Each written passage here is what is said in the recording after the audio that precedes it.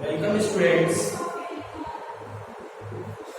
Welcome class 7.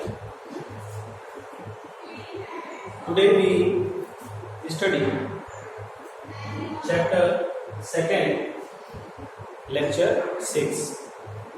ठीक है, chapter 2 lecture 6. In previous lecture we studied about, इसके पहले हम लोग टॉपिक पढ़ रहे थे डाइजेशन इन ह्यूमंस. ठीक है, हम लोग का टॉपिक डाइजेशन इन ह्यूमंस में चल रहा था, जिसमें कि हमने थर्ड स्टेप तक हमने देखा था इसके पहले लेक्चर में कि थर्ड स्टेप में स्टमक में डाइजेशन हमने पढ़ा था. अब उसके आगे आज हम पढ़ेंगे फोर्थ स्टेप, उसका है small intestine. Digestion in small intestine. तो स्मॉल इंटेस्टाइन में पहले हम देखते हैं कि स्मॉल इंटेस्टाइन क्या इसका स्ट्रक्चर है, ठीक है, क्या इसके फंक्शन है. Now see first point, the small intestine is a highly coiled and 7.5 metre long. जो स्मॉल इंटेस्टाइन होता है स्टूडेंट्स, वो हाईली क्वाइल्ड होता है. क्वाइल्ड मीन्स एक दूसरे में क्वाइल्ड होते हैं, घूमे हुए. ठीक है, और कितने मीटर लॉन्ग होते हैं? 7.5 मीटर लॉन्ग, 7.5 मीटर लंबे होते हैं. ठीक है, तो इतने लंबे होते हैं, तो इस वजह से ये क्वाइल्ड है, एकदम से वो क्वाइल्ड होते हैं, उसके अंदर पूरा घूमे हुए रहते हैं. ठीक है, अब देखिए second point, it receives secretion from the liver. ये रिसीव करता है, लेता है सिक्रीशन. कहां से? लीवर से एंड पैंक्रियास. लीवर से और पैंक्रियास दो ग्लैंड से ये सिक्रीशन को रिसीव करता है. कौन रिसीव करता है?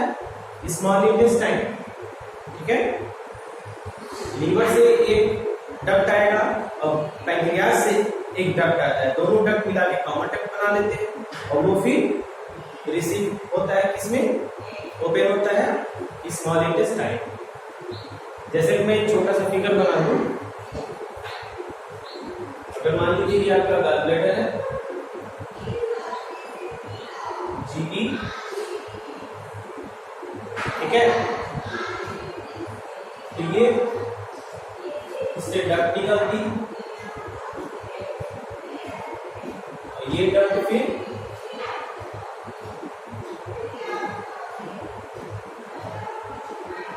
यहाँ पे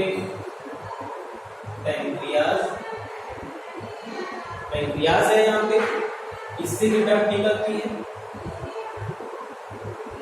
और ये दोनों डक्ट मिला के कॉमन डक्ट बना लेते हैं. ठीक है, ये दोनों डक्ट मिला के क्या duct? Common duct. Common duct. ये जो कॉमन डक्ट है ये फिर ओपन होता है स्मॉल इंटेस्टाइन.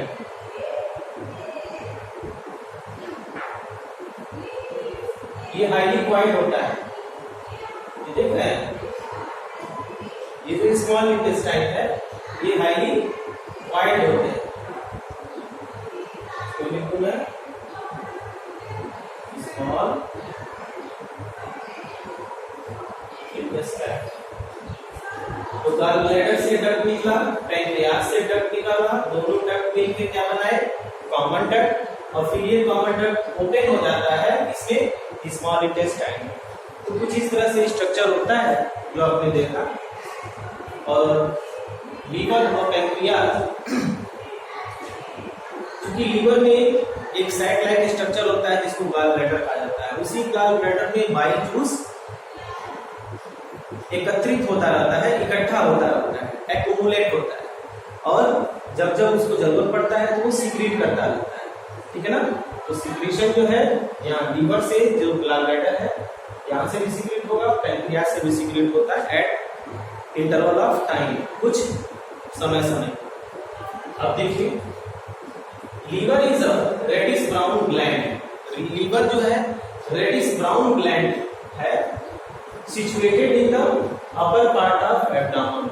जो कहाँ पाया जाता है, कहाँ सिचुएटेड होता है?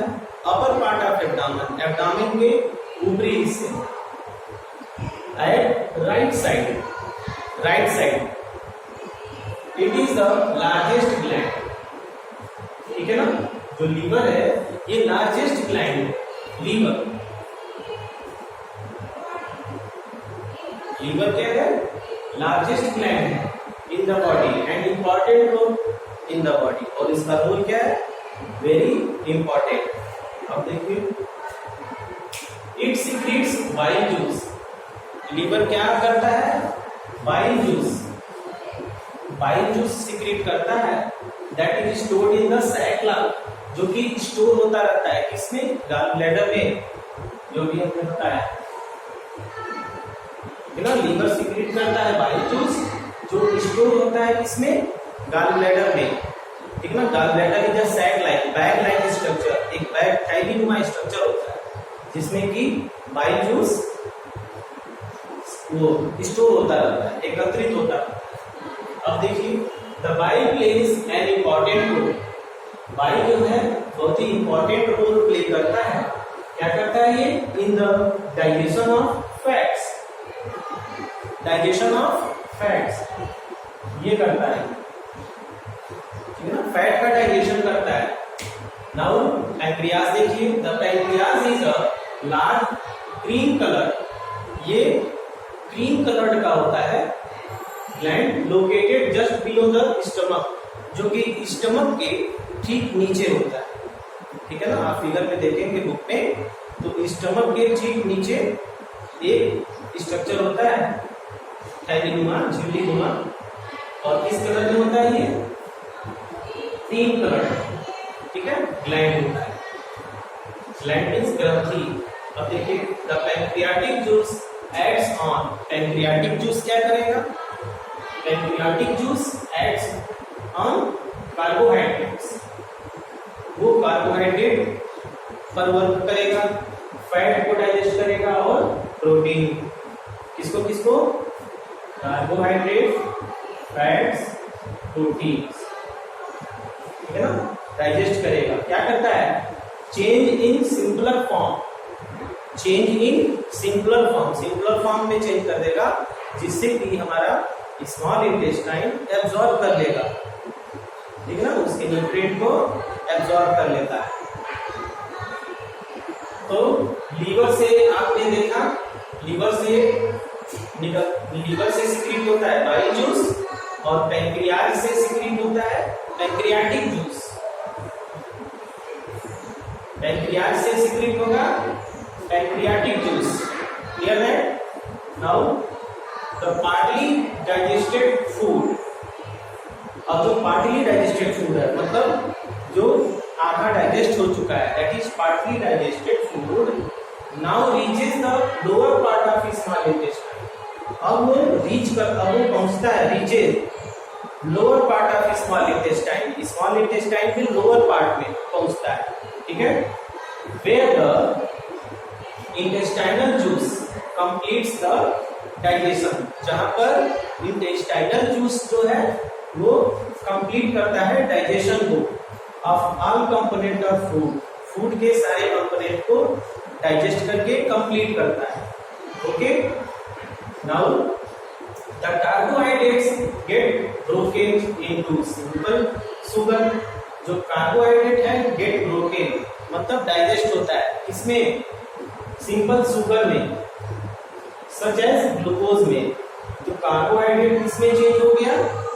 ग्लूकोज में चेंज हो गया, ठीक है ना। कार्बोहाइड्रेट ग्लूकोज में चेंज हो गया, इसीलिए कार्बोहाइड्रेट वाला फूड जब आप खाते हैं तो कुछ हल्का मीठापन आपको लगता है। Now fats into fatty acid. जो फैट है, जो तेल और घी वाले सामान है, ड्राई फ्रूट्स हैं, उसमें फैट होता है, तो वो किस में चेंज होगा? फैटी एसिड, फैटी एसिड में चेंज होगा, जो कि इंटेस्टाइन के द्वारा आसानी से एब्जॉर्ब होगा। एंड ग्लिसरॉल में, और ग्लिसरॉल में इससे बनता है। And proteins into amino acid, proteins किसमें चेंज हो जाएगा after digestion, amino acid, after digestion protein change into amino acid, जो कि डाइजेशन के बाद अमीनो एसिड में चेंज हो जाएगा। तो ये सभी जो ग्लूकोज बना, जो फैटी एसिड बना, एंड ग्लिसरॉल बना, एंड जो अमीनो एसिड बना, ये सभी न्यूट्रिएंट्स के रूप में हमारे स्मॉल इंटेस्टाइन के द्वारा एब्सॉर्ब कर लिया जाता है, और वो न्यूट्रिएंट्स चला जाता है कहाँ पे, reaches to the blood, and finally blood send to all the cells of the body. ठीक है ना, ब्लड क्या करता है, बॉडी के सारे सेल्स में, सारे कोशिकाओं में ये न्यूट्रिएंट्स पहुंचा देता है, जिससे कि हमारी कोशिकाएं जो सेल्स हैं एनर्जी का निर्माण करती हैं, ऊर्जा का निर्माण करती हैं। ठीक है ना, इसी सभी न्यूट्रिएंट्स से हमारी जो बॉडी में सेल्स हैं, कोशिकाएं हैं, वो एनर्जी का फॉर्म करते हैं, एनर्जी बनाते हैं, और उस एनर्जी से हम चल पाते हैं, बोल पाते हैं, अपना सारा काम कर पाते हैं। तो बॉडी के लिए फाइनली क्या जरूरी है, एनर्जी। एनर्जी हमको कहाँ से मिलेगा, फूड से। और कैसे मिलेगा, आफ्टर डाइजेशन। ठीक है ना, जब फूड का प्रॉपर डाइजेशन होगा तब एनर्जी मिलेगा। ठीक है, तो ये आपने देखा कि ये जो इसके स्ट्रक्चर है और क्या फंक्शन है। ठीक है, ये इंपॉर्टेंट आप इसको लिख सकते हैं, स्नैपशॉट ले सकते हैं, और also you subscribe my channel AK Gupta Science Math Class। ठीक है, हमारा चैनल है, my personal channel AK Gupta Science Math Classes। Okay, so like and subscribe। तो आज के लिए इतना ही। Thank you for class.